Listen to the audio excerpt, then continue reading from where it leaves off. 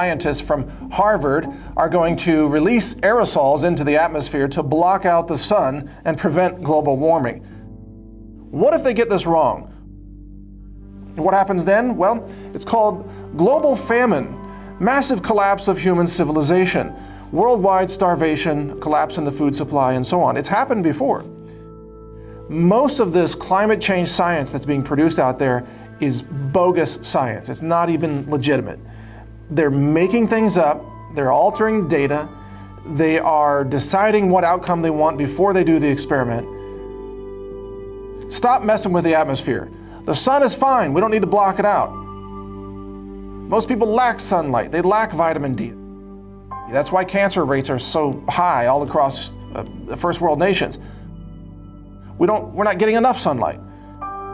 Let us get back to the things that actually support life and support ecosystems, such as CO2 and sunlight and clean water and normal genetics without your GMO genetic pollution that's also threatening the entire food supply. It's very simple. Stop playing God with the planet and it will be just fine.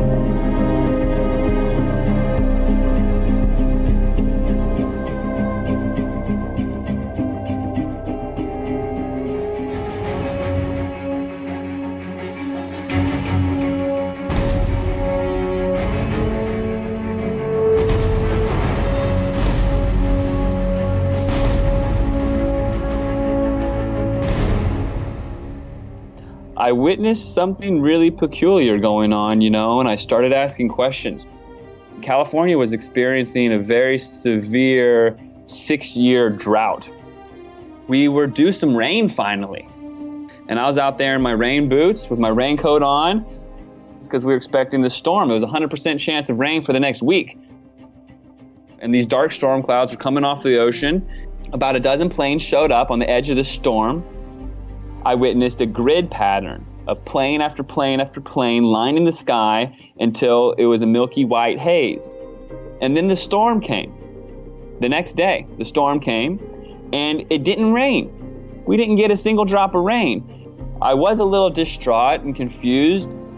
And then I learned that if you put aluminum in the atmosphere, it's the opposite of silver cloud seeding, that the aluminum actually dissipates the moisture and you can make it not rain with aluminum.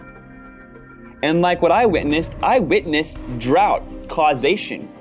I witnessed man-made manipulation of the weather, and they were causing the drought by interference, by weather engineering. There's a lot of theories. Ultimately, I believe that they were testing their weapons. They're seeing what they could do with their ionosphere heaters. It's a slow agenda, you know, it's 1 year at a time, and really it's just an attack on the next generation. So what do they want? They want control over the water. They want control over the food. And what they have done is they are slowly but surely knocking out the small farmer. Well, that farmer is getting gobbled up by big ag, and you know, they're controlled by Monsanto, and ultimately it's just full spectrum dominance of your food, your water, your air, everything. And now they're pitching to us that we need this solar geoengineering to slow down global warming. So they're going to be spraying with planes, persistent linear cirrus cloud formations, and they've developed the patents and the means to do so to save us from global warming. There's a self-proclaimed geoengineering governance regime that was just established in May 18th in Chicago. So there's a new panel that was just developed called the C2G2, and it's a group of people who have been nominated to govern this geoengineering, and David Keith is on the board. But his company will be capturing carbon and spraying reflective nanoparticulate metals in the atmosphere to reflect sunlight. They will be billing the populace of the planet for the solar radiation management. They will be taxing everyone for their carbon emissions. And we're supposed to be thankful for this, for them blocking out the sun, dictating who gets sunlight, when and where. But it's actually a diabolical agenda to have complete and total control over everything on Earth. And they've learned that they can introduce metallic nanoparticles such as barium, strontium, and aluminum. But ultimately what they're doing is they're using ionospheric heaters, these land-based Tesla technology antenna arrays, the first of which was HARP in Alaska, but they have these all over the planet now. And they're superheating the ionosphere. And with this superheating of the atmosphere, they create high pressure, they create heat waves, they create drought, they steer jet streams. And if you want to talk about global warming and you're not going to talk about ionospheric heaters, you're totally missing the point. Weather complications that we're witnessing, the intensified hurricanes, the drought, and the flooding, I hate to say it, but they're learning how to weaponize the weather. Katrina was part of this HAMP, the Hurricane Atmospheric Modification Program. They were putting carbon, black carbon soot, in the hurricane to see what it would do, and it made it larger. So they're actually experimenting with putting carbon in the atmosphere, not telling you about it, and blaming you for your car emissions. They're exposing themselves, right? They are exposing how bad that they really are. And so that's our opportunity to awaken to it all.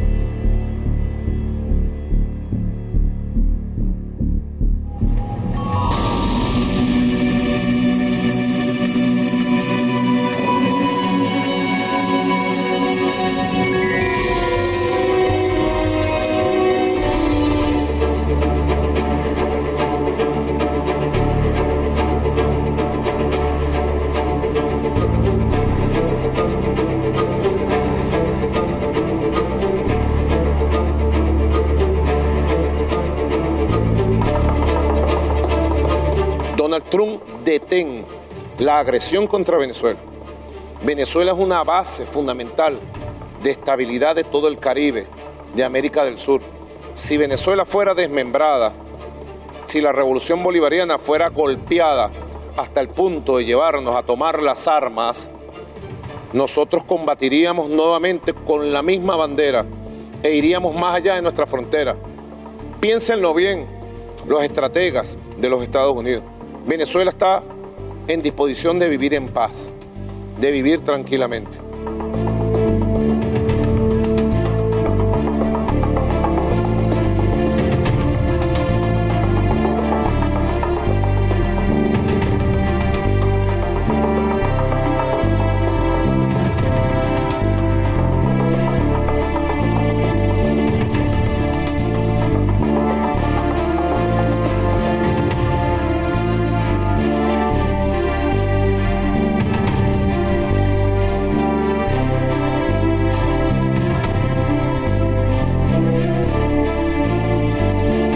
Amidst Venezuela's economic turmoil, the main charge being levied at the government is that it's a dictatorship, where Maduro shut down the attempt to recall his presidency and is now consolidating power to maintain control.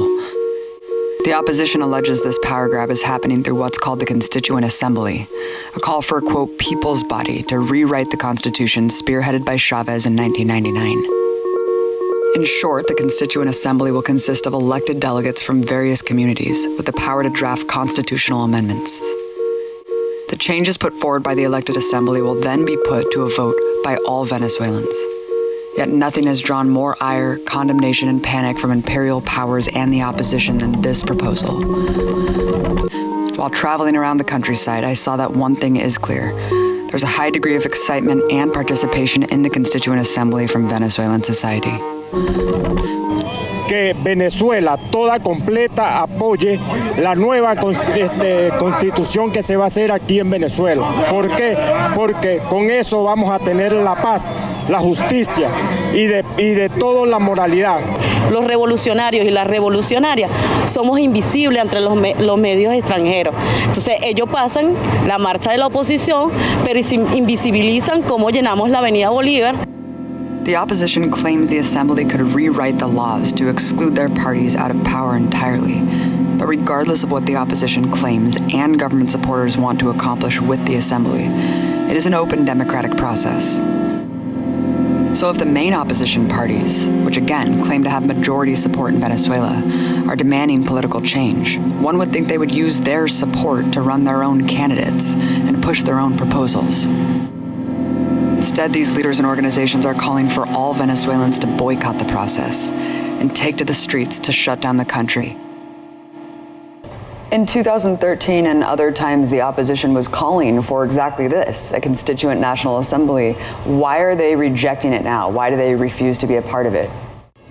Porque ellos nunca han estado interesados en un proceso electoral que se dé en el marco o que busque la estabilidad política del país. Ellos quieren llegar al poder por la vía de la caotización o incluso algunos sectores más extremistas de la guerra civil en Venezuela, ¿no? No matter what your opinion, this is the crux of the situation in Venezuela. Regardless of any shortcomings of the government, regardless of any critiques from the right or the left, one thing is undeniable. Chavismo exists as a grassroots popular political force, a phenomenon of millions of progressive people. You see it and feel it in the streets wherever you go. Their existence and vision is a reality that cannot be ignored. And any person claiming to be for democracy cannot extinguish their voices.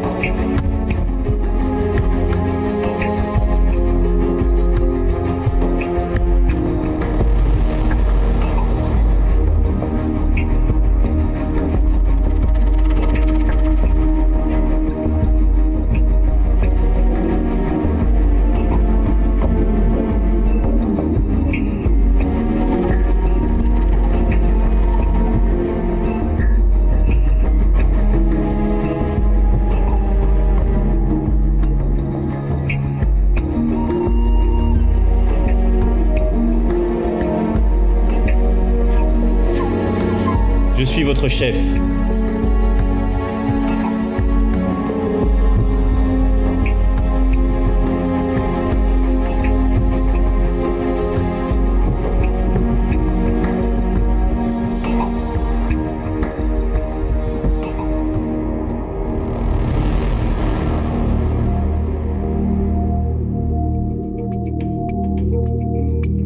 At 39, he's the youngest president France has ever had, but don't let his age fool you. This boy had to grow up quick. He met his current wife, Brigitte Macron, when he was just 15 years old, and she was his 39-year-old French teacher. Yes, you did hear that correctly. He was 15 and she was 39. In 2008, Macron paid 50,000 euros to buy himself out of his government contract, where at the time he was serving as the Inspector of Finance in the French Ministry of Economy. He then went on to become an investment banker in a very highly paid position at Rothschild & C Bank.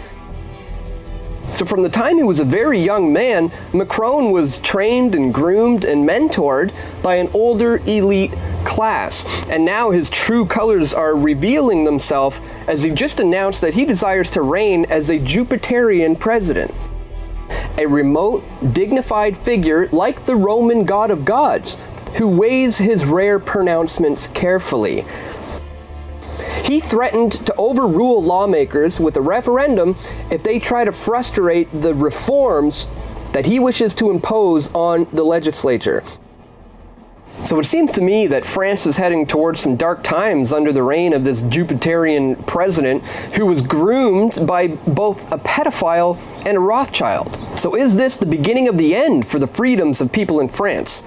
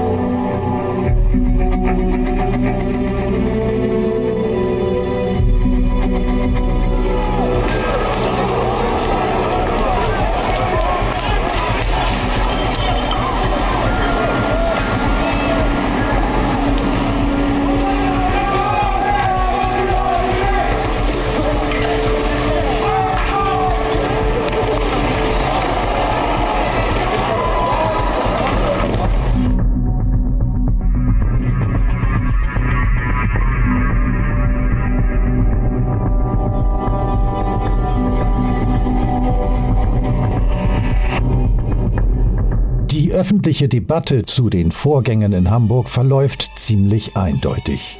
Schuld an der Gewalt sind im weitesten Sinne die Linken. Besonders breit und massiv ist die Zuweisung von Verantwortung an die Linken von Innenminister de Maizière. Er sprach mehrmals von der Verantwortung der linken Parteien für die Gewalt. Die Frage danach, ob die Gewalt von ganz anderen Kräften provoziert sein könnte, wird in der öffentlichen Debatte von Politik und Medien nicht gestellt. Wenn nun aber ein ausreichend großer Kern von linken Gewalttätern von ganz anderen Leuten befeuert und gelenkt war, was ist dann? Dann muss man die Frage stellen, wer hinter der Gewalt von Hamburg stecken könnte. Dann muss man auch fragen, in wessen Interesse die Orgien der Gewalt liegen. Die absehbare Vorherrschaft des Themas und die weitgehende politische Zuschreibung der Gewalt an die linke Seite bringen Angela Merkel in eine sehr gute Ausgangslage für die Wahl im September. Das damit massiv und unwiderstehlich aufgeworfene Thema nach der inneren Sicherheit zahlt sich für jene aus, die auch im Innern aufrüsten wollen und zum Beispiel auch die Bundeswehr ins Spiel bringen wollen. Wenn alles Linke diskreditiert wird, dann wird damit auch die Macht und der Einfluss der herrschenden Ideologie des Neoliberalismus und der damit verbundenen Kreise in Wirtschaft und Politik gestärkt und weiter gerechtfertigt.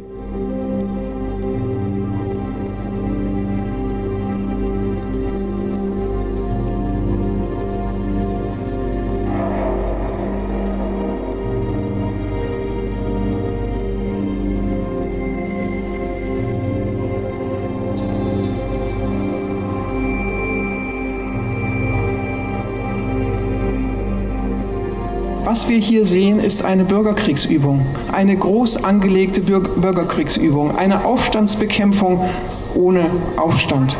Das Ganze ist ein massiver Verstoß gegen die Verfassung und die Rufe, die zurzeit von de Maizière kommen, angesichts der Hamburger Verhältnisse müsse es eine Notstandsverfassung geben, sind unmäßig, sie sind rechtswidrig, sie sind geradezu unglaublich. Wir brauchen Meinungsfreiheit, wir brauchen Versammlungsfreiheit, wir brauchen keinen Polizeistaat.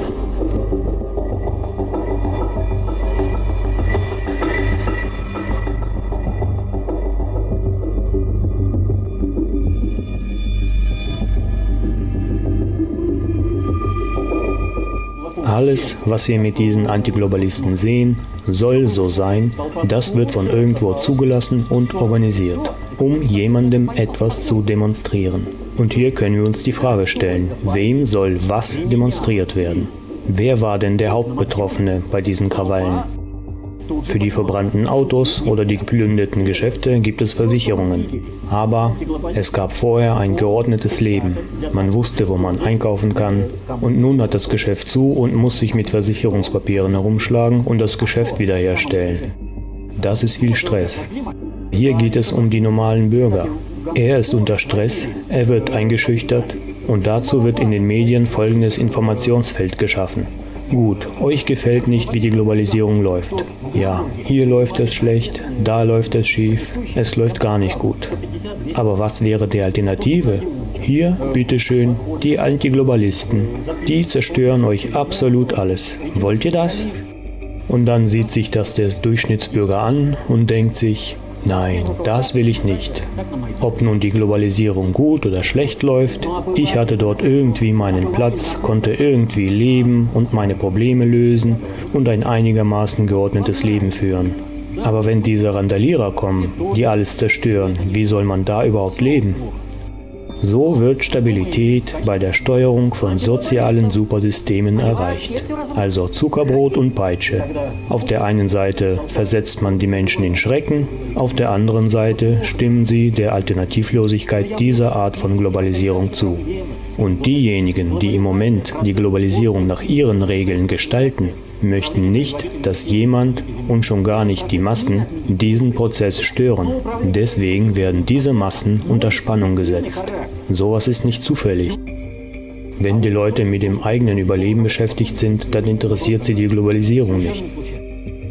Die Antiglobalisten sind also ein Werkzeug der Globalisierung in den Händen eben jener Globalisten.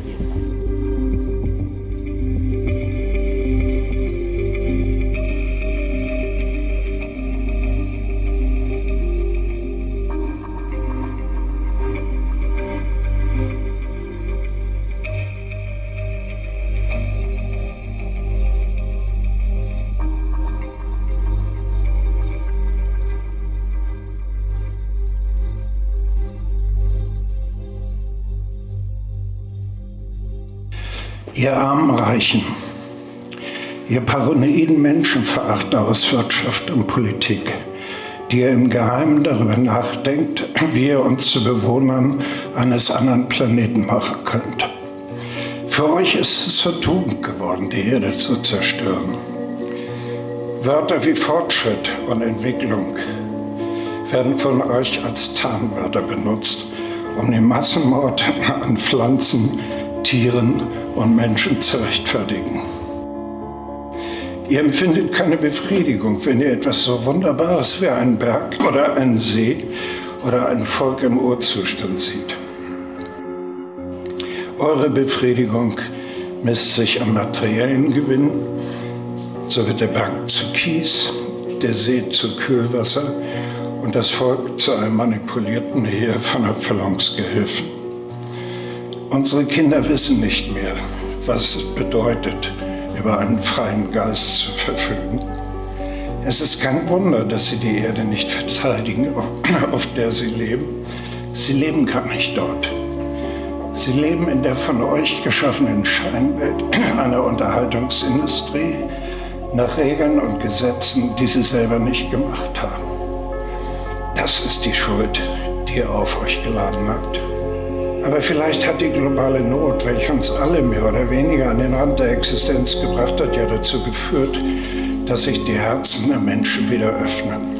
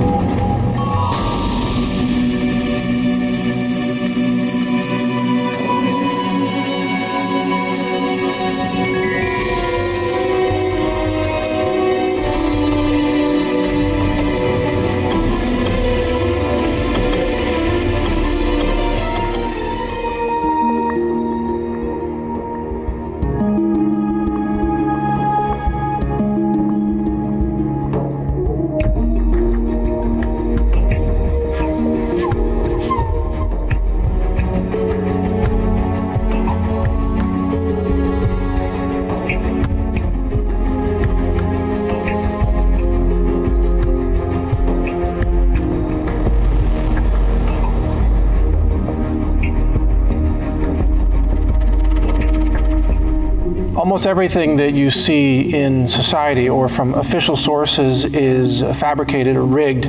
It's fictional. It's all designed to weave this artificial tapestry of beliefs and ideas and so-called truths in your mind that actually are not true and that are not based on reality. And the point of this is to create a system of control, a prison for your mind that gives you the illusion of thinking that you have freedom of thought or freedom of choice, or that you live in a democracy, for example. One of the easiest ways for the system to manipulate individuals and control is to rewrite the history and replace it with a propaganda version of history, and yet they are accepted by people as reality. Almost everything that you think is true was actually told to you by someone else. When you watch the news, they are telling you something that's true, and then that idea of truth transfers into your belief system. And now you believe that what they said was true because they reported it, but you never saw it. You weren't there. Mainstream media stages fake scenes. They set up studios and then act like they are on site reporting from a war zone. They manipulate everything. It's all theater. And so you're depending on third parties to tell you what's real in the world. Well, what happens when those third parties are deliberately lying to you, or withholding information, or falsifying, or distorting information? And that's actually the system in which we live. The media, government, academia, and it is these institutions that create this fictional construct in your mind, which we could call the matrix. And you are living in this matrix psychologically, and you think it's real. And it is created by implanting these false ideas into your mind and counting on the fact that you accept them without critical thinking. But also you're wired to accept consensus reality, which means that if enough people believe something and you find yourself in a position where you are the one person in a group that does not believe what the rest of the people believe in that group, then you are likely to change your belief, even in complete contradiction to your direct experience, because the consensus is considered a greater authority than what you see and experience with your own eyes and firsthand senses. You see, the media, government, and academia really only has to convince a certain critical mass of people. And from that point forward, then those people will enforce those myths and narratives. So what is reality? Reality then becomes whatever is promoted by the consensus institutions of official narratives. Reality is whatever they say it is, and it doesn't have to make sense, and it doesn't have to be scientifically valid. It doesn't have to even be true. It can be the opposite of truth. Colleges, in this way, are really waging this war on reality. The public school system does not train people to think for themselves, and this is all by design. They are there to create obedient workers who are conformists, who will go along with the system and not rock the boat and not question the status quo and not do anything other than what they are told by the government. The strategy is to put every person into a tribe that then shuts down their self-identity and limits them to the definition of that tribe. It might be the white person tribe, the black person tribe, the science tribe. It all starts from dividing people with these labels by forcing them into these tribes that have a very tightly defined set of boundaries that you are never allowed to explore or exceed in any way. The upshot of all of this is to keep humanity down and prevent the outbreak, if you will, of inspiration, innovation, freedom of expression, personal creativity, divine inspiration even, connection with spirit. And this is not a coincidence. This is all by design. Humanity is intentionally being kept down. Every person is born with a unique collection of skills and values, experiences, creativity, ideas, inspirations, connections with the divine. But instead of that, what we actually get from the top down is a demand to get back into your box, to be part of the tribe that you belong to. So what can you do as an individual to escape this prison for your mind? Well, one of the biggest things is to start thinking for yourself, which means you must discount everything you hear from any official source. You have to learn to reject those ideas and actually find wisdom and knowledge inward, and perhaps in nature, or perhaps in connection with the divine.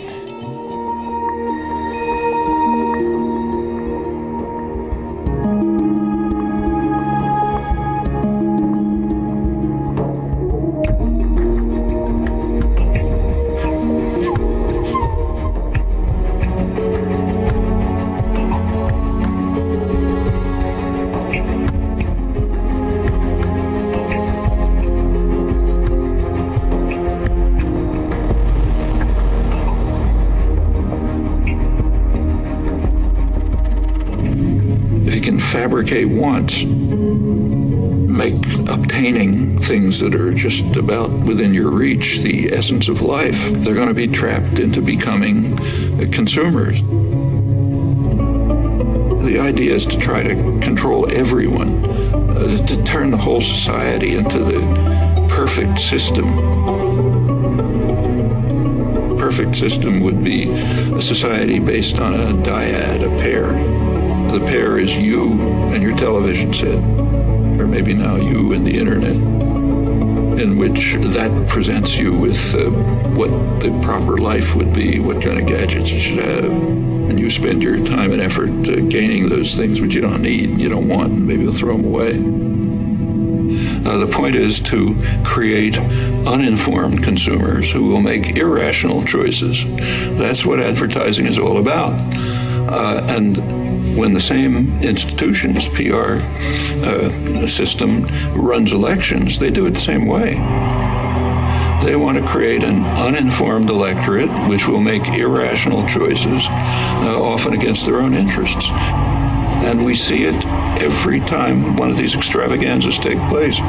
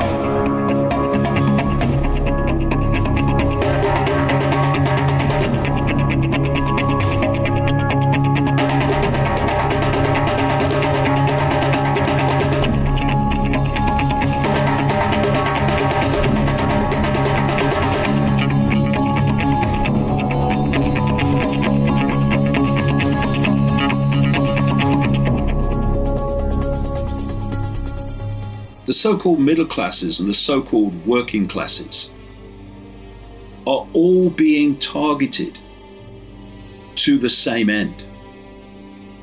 And it comes under two United Nations agendas, Agenda 21 and Agenda 2030. These are agendas for the transformation of global society that are orchestrated globally through the UN, but instigated locally. And because this global agenda is being introduced locally, they are hiding the global coordination of it. Now, when you look at these different agendas and documents, and then you compare them with the wish lists of the global social engineering organizations, the lists virtually are identical. And one that comes up again and again is the end to national sovereignty. This is what the European Union is all about.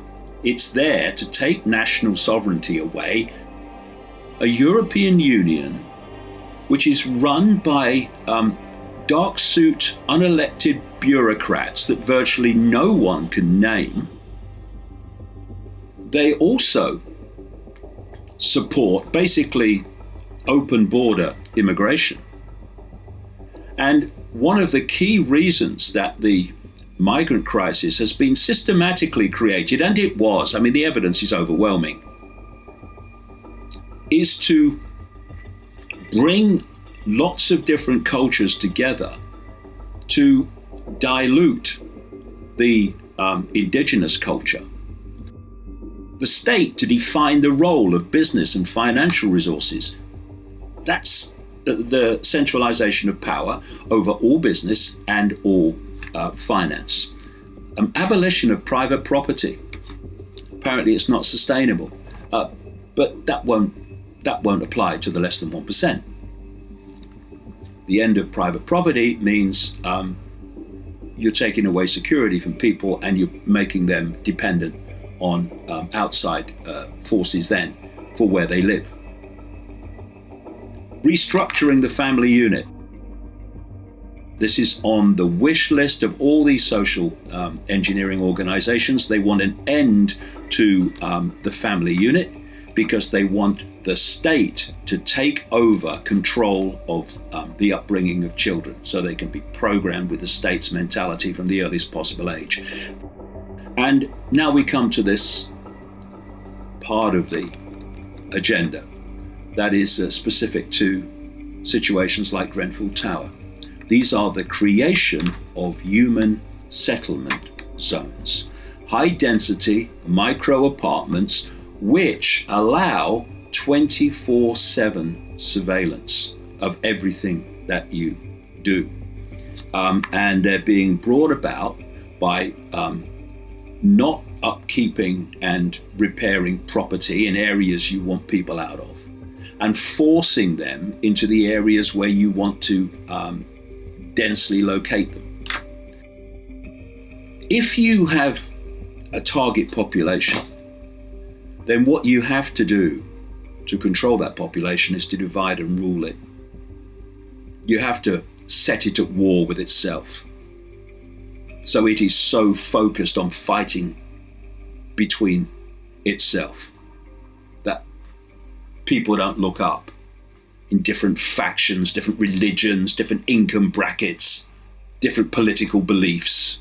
They don't all look up and say, hold on, the string's attached to me and the string's attached to you. There's only one bloke holding them. Yes, exactly.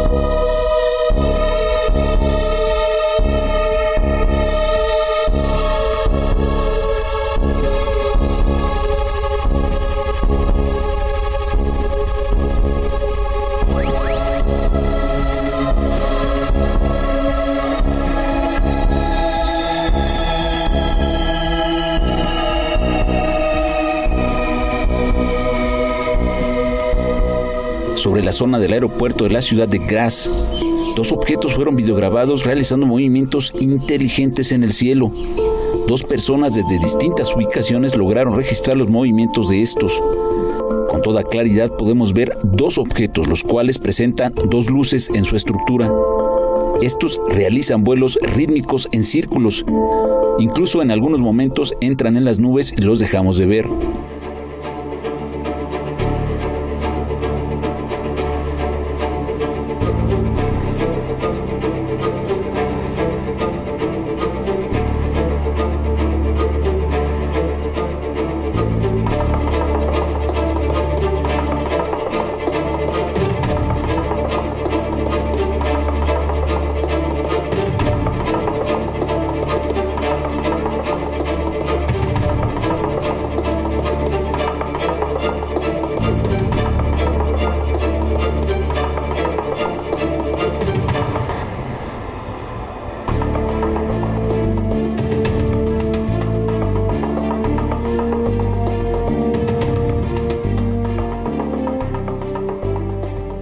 And that morning, in two of the English-speaking newspapers, there was a picture of two UFOs. So I had placed those on his table where he was going to be sitting. And I said, "Good morning, Mr. President." President Kennedy says, "Well, what do you think?" I said, "From what I've learned, we can't be the only living beings in God's creation." He says, "You're right, young man. There is considerable knowledge as far as the actual being of UFO and ET phenomena that we're aware of today."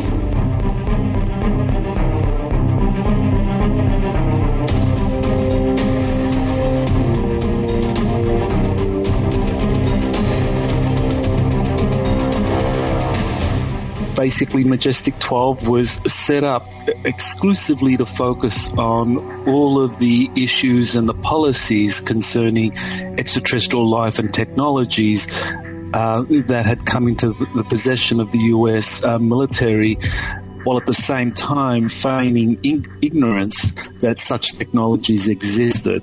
And as we go through the history of MJ12, we see that its policies have been mainly oriented towards keeping all of this information highly classified, restricting access to only a very small group within the US military-industrial complex that was wanting to monopolize these kinds of technologies and to develop them for their own benefit, where only select individuals would be given access, and all of the others, no matter how senior they are, these people would be excluded if it wasn't deemed that they had need-to-know access.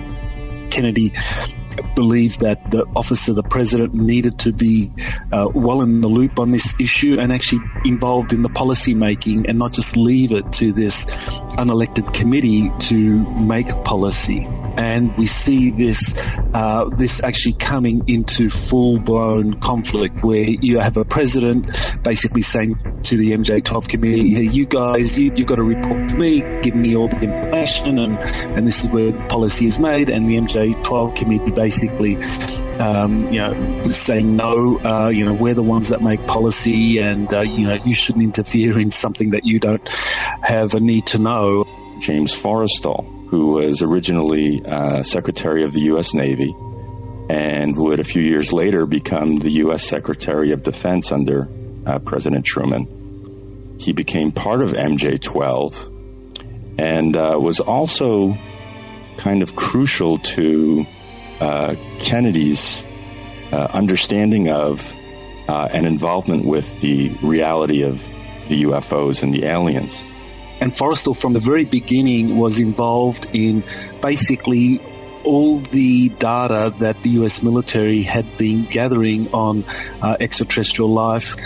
He was the one that proposed the Operation Paperclip, and Forrestal took Kennedy, who at the time was beginning to write articles, and as a kind of freelance writer. He was a book author, and so Kennedy had direct access to the technologies, the high-level military officials and political discussions that were all taking place in Germany at the time, involving Operation Paperclip. And Kennedy learned from Forrestal what was going on. And later on, when Kennedy decided that he would enter politics rather than joining Forrestal in the Navy, then Kennedy continued to be briefed by Forrestal. So that kind of provides the backdrop for 15 years later when Kennedy becomes president. Both Forrestal and Kennedy, they really did want to have the best people involved at all levels of government, whereas the many of the members of the MJ12 committee that was wanting to monopolize these kinds of technologies and to develop them for their own benefit, their view was, let's kind of like see how this can help us with our agenda. And so this was the policy struggle between Forrestal and others within the Majestic 12 Committee, and eventually that was what led to him being ousted as Secretary of Defense by Truman in 1949 in March, and then 2 months later basically being killed. and kind of showed just how powerful the Majestic 12 committee was. We know that Kennedy actually did meet Eisenhower twice before becoming president. I think it's very reasonable to assume that Eisenhower would have been more specific in these private meetings with Kennedy about the nature of this threat that the military-industrial complex played. During this entire period, while Kennedy was making inquiries about UFOs, what's going on, he realized that it was all being run by the CIA.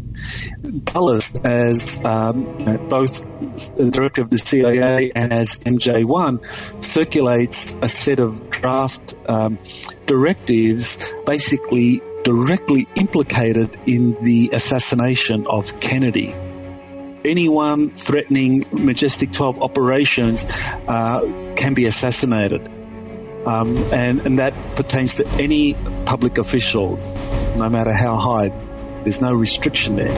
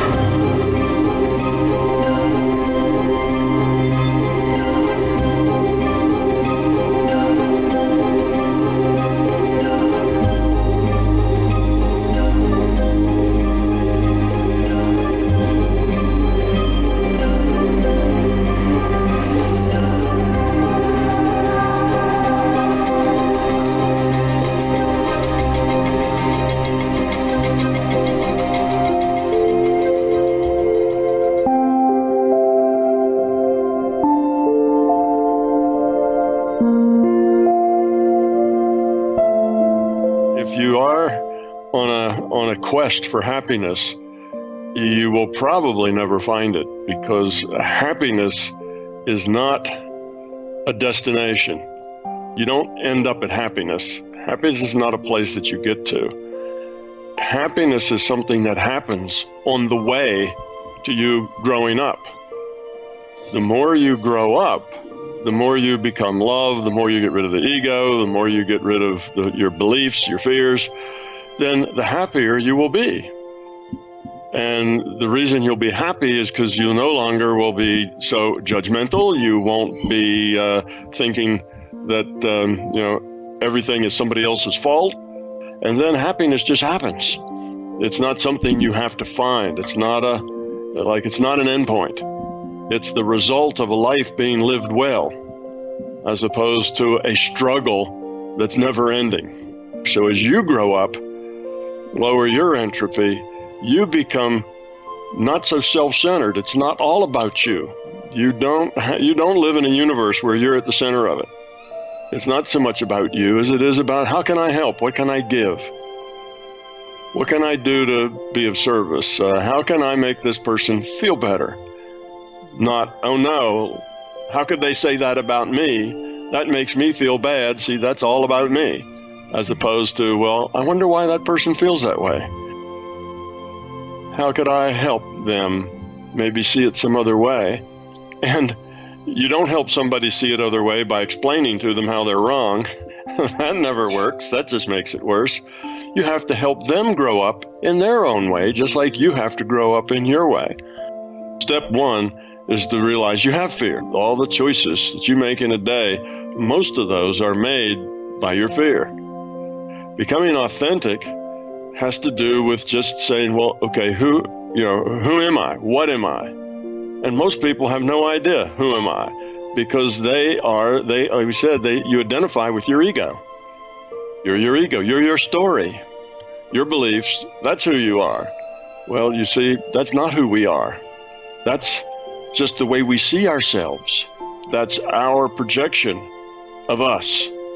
So becoming authentic means letting that story go and saying, all right, at the bottom level then, or just who am I? What do I feel about? And why do I feel that way? I need to change the way I am. Because when I'm just the way I am, I'm not very nice. My life gets unpleasant. Why is that? How is it the way I am is not very nice? Oh, I'm belligerent. Oh, I blame people. Well, I need to change that. You see? So now you're being authentic rather than justifying. See the difference? One of them, the ego justifies, and okay, I'm rude or I'm nasty or I'm whatever because I have to be, because people are like that. You blame them, justify your actions. That's the ego justifying. The opposite of that is being authentic. When you say, yeah, I am that way, that's not a good way to be. I need to be different than that. I can't change other people. Other people are who they are. I can only change myself. I need to let go that these things upset me and make me angry. See, so that's accepting the fear and dealing with it rather than hiding the fear, blaming others. There's no fear there. It's not me, it's them. Changing your outside world isn't going to make you happy. It'll change things for a while, and it may make you feel happier for a short time, but eventually you'll end up in the same place because that's who you are. That fear is defining you. You know, how many old people do you know who just aren't very happy? I mean, they get through life day by day, but they're not really happy. That's because they never did get rid of that fear. And guess what? After they die, they get to do it again. They get to try again. You see, so, you know, you get all the chances you need to work on it, but if you never do it, you're kind of stuck in your consciousness evolution. You can't get past that point, and all your lives are just this constant string of struggle. I can't see why people would not choose to get rid of the fear, other than the fact that they're full of fear. They're so full of fear that they can't get rid of the fear because they're so into their story and their excuses and their blame and their sad woe is me that they just have a hard time breaking out of that story to be different. It's not about just acting different. It's about being different. You have to change. When you get rid of a fear, you're not the same person anymore. And if who you are is not the way you'd like to be, then change it. Don't be that way. Don't react that way. Catch yourself and don't go there. Just do it. Just start somewhere. Just do it. And it will find its own way. It will all settle out and work out, exactly how it should.